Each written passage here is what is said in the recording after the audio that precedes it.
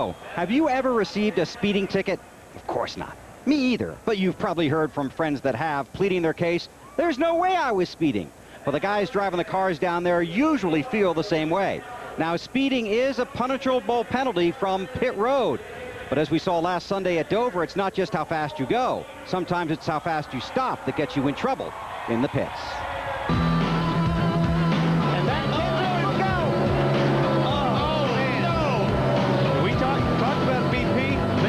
So hard to go from 135 to 35 miles per hour and just lost control and slid into the tire barrier. Yeah, you better stop. Johnson has a penalty as well. Stop. Johnson caught speeding. Stop. We were not speeding. You did me up, you better stop. Too fast entering, pass through. Stop. It looked like he might have been speeding as he entered pit road. For the reason keeping me here. Every mistake on pit road costs you positions. Every position costs you points. Those three drivers paid a heavy fine last Sunday at Dover. Dave, everybody wants a ticket to the race. What the drivers don't want is a ticket during the race. So when it comes to pit road, how does NASCAR maintain law and order and determine criminal intent? Well, first of all, Bill, they don't use radar detectors such as Trooper Nelson is holding here. What NASCAR uses is a time over distance method, and here's how it works. First, they paint lines on pit road 150 feet apart. Then they set a safe pit road speed limit, which here at Talladega is 55 miles per hour.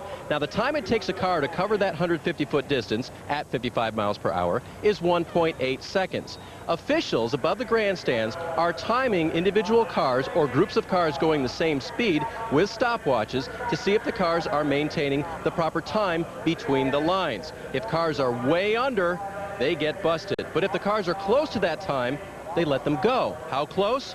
Well, NASCAR won't say, or the teams would work to those limits. What NASCAR is looking for, according to Series Director John Darby, is a consistent, safe speed on pit road. Teams that abuse that speed limit, possibly gaining a competitive advantage, are the ones who get penalized. Bill, that's how NASCAR does it, and as the teams know, NASCAR is always watching. Hey, Dave, you were right on time, but a stopwatch, that's a little archaic, isn't it? Well, you know, NASCAR knows that the future is a more automated system, but they haven't found one yet that they're comfortable with. When that time comes, though, there will be no more close. There'll be no more subjectivity, because when the computer busts you, it could do it for even a fraction of a second, Bill. Okay, Dave, guess what?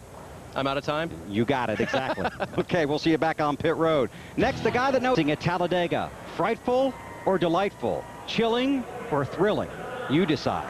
Racing here is like the afternoon rush hour after everybody's already had a double espresso. And if one guy makes just a little mistake, a bunch of people are going to need 3 estimates and a loaner. It's called the Big Wreck, and as Wally explains, the goal is to stay out of it.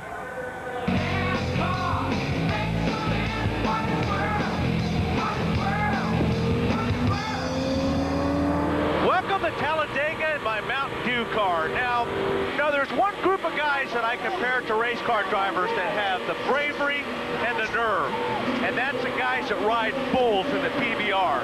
Which brings me to my guest, Ross Coleman. Welcome aboard, buddy. Yes, sir. Thanks, Wally. Appreciate it. Now, we're here at Talladega, Ross, and everybody talks about the Big Wreck, so I want to try to explain how to stay out of it.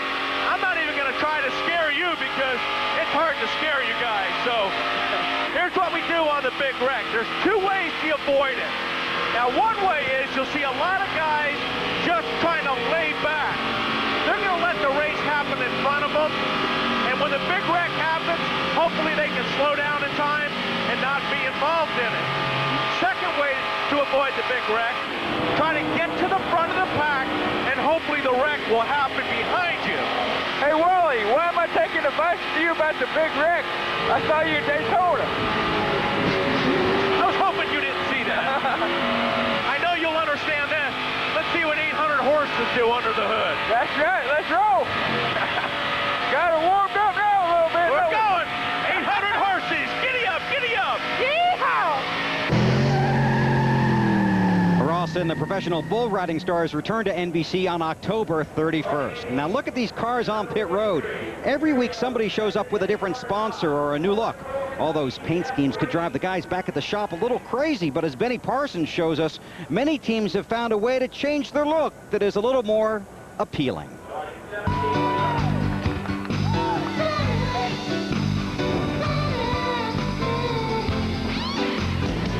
Introducing the next step in decal in race cars. Thanks to the technology behind race wraps, NASCAR teams no longer have to repaint their cars every time their sponsor design changes. We get the files from the team or the sponsor. We run it through the art department, a couple of hours of art, and then we produce the decals in about a day on the digital presses. And then we come in the shops, and we've got this down now that we do it in less than 6 hours. Cars that have been race wrapped can just as easily be unwrapped, and in less than half an hour. That saves teams about 3 days of work. The whole thing here is time, time, time. That's what none of the race teams have much of anymore. So this is saving a lot of time and energy as well as a lot of money. Way to wrap it up, BP.